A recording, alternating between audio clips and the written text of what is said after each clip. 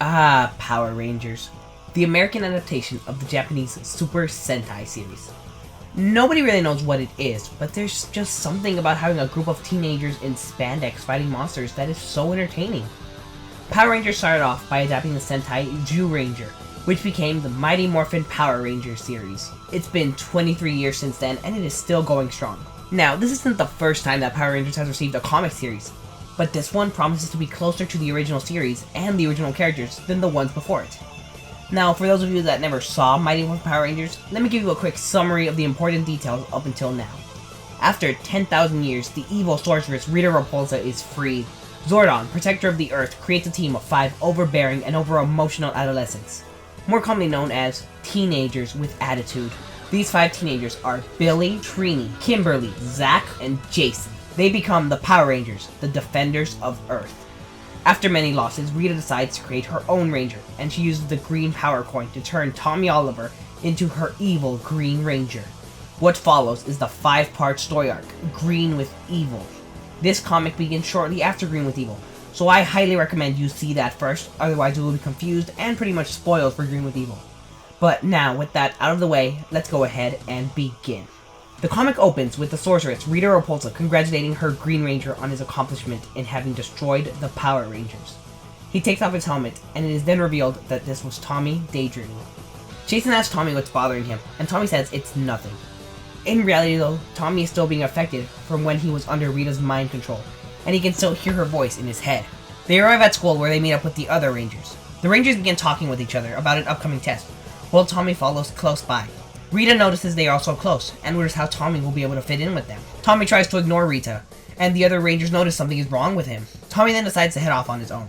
Meanwhile, at her palace on the moon, Rita asks about the progress of her latest plan to destroy the Rangers. She is told it is almost complete. The Rangers are all in class when a monster attacks. While the other students are being evacuated to the gym for safety, they head out and morph into action. Seeing as how this is a giant monster attack, they get into their Zords, form the Megazord, and get ready to fight. The Rangers, excluding Tommy, start to come up with a plan to take down the monster, when Tommy charges in with his Dragon Zord. The Rangers find where the weak spot of the monster is and hold him down so that Tommy can get a clear shot. Tommy is having issues with the Dragon Zord's controls, while Rita is berating him, saying that without her he is nothing. Tommy manages to hit and destroy the monster, but his Dragon Zord falls back and breaks a nearby bridge. Kimberly quickly detaches her Zord from the Megazord and manages to save the cars that were about to fall off. Back at the command center, the Rangers are explaining to Zordon what happened with the Dragon Zord. Tommy suggests to have Alpha run some tests. He says that he can't be out with a faulty Zord. Jason then says he also shouldn't be out if he can't follow directions. They then argue, with Jason saying Tommy wasn't listening, and Tommy saying he didn't know what they were talking about.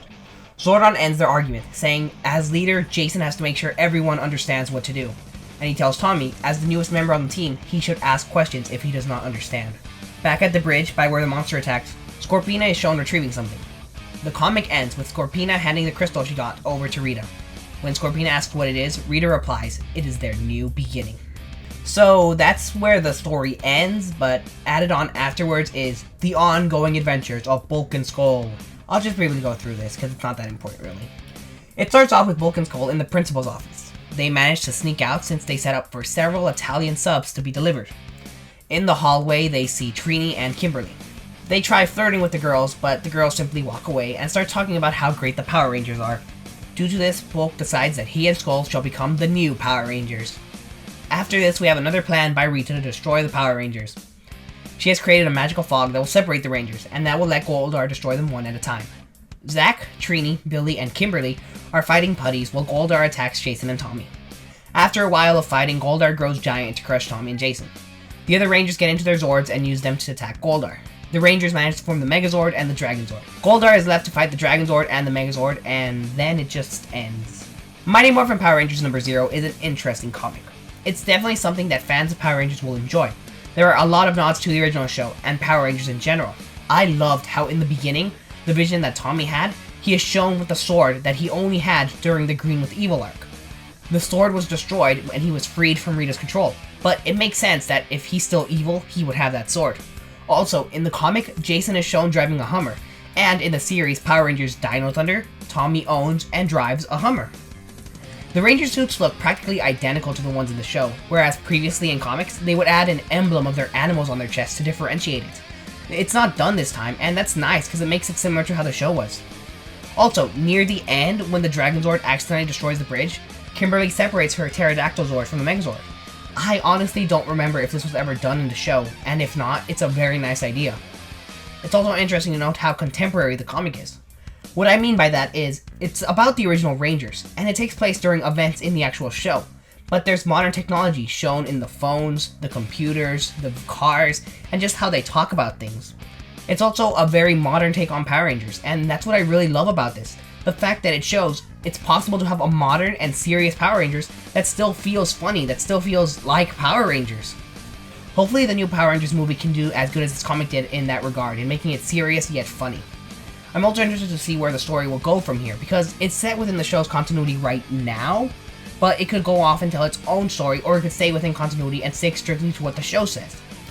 It's also nice that they're talking about problems that were never really talked about that much in the show, such as how Tommy still hasn't completely recovered from when he was under Rita's mind control, or that he has trouble fitting in with the other Rangers, both as their friend and as their teammate. He doesn't feel like he belongs that much. This issue dealt a lot with Tommy, and I hope that the new comic is set up similar to how this show was set up, and how they had certain episodes centered on certain characters. I hope that the comic has certain issues based on certain characters, but that no character gets overshadowed by another one. Now, at the end of the comic, there are several theories and ideas as to what the crystal that Rita has is. Personally, I'd like for it to loosely be connected somehow to the Zeo Power Crystal. That way, they already have a door open to create a Zeo series of comics if the Mighty Morphin comic series does well. I do have a few complaints about this comic though. The art style is really nice, but the characters don't really resemble the actors all that much. It isn't that big of a deal, but it could bother some people. The story itself was a little short. I know this was just a Zero issue and it was meant to fit in the gap between Green with Evil and the story that this comic has, but nothing really happens in this story. Some people say that they could have taken things away from the ongoing adventures of Bulk and Skull and put that into the main story, but the length of the ongoing adventures of Bulk and Skull doesn't have anything to do with how long this story was, seeing as how they are written by two different people. It also would have been nice to have some kind of recap or intro, because someone who hasn't seen Power Rangers or Green with Evil is completely lost. Again, this might be because it's a Zero issue, but I honestly doubt there will be any kind of recap in the actual thing. I honestly don't have anything to say about the ongoing adventures of Bulk and Skull, because it's just there. I have to say it's decent, but that's all I really have to say. I would have preferred to see Bulk and Skull and their shenanigans in the main story, but the ongoing adventures of Bulk and Skull seems to have a little potential, so I'll stick around and see how good it turns out. Overall, Mighty Morphin Power Rangers number 0 is great! It's a nice blend of Power Rangers humor and feel with a modern touch that will make it seem different enough to enjoy it, but not so different that it doesn't feel like it's still Power Rangers.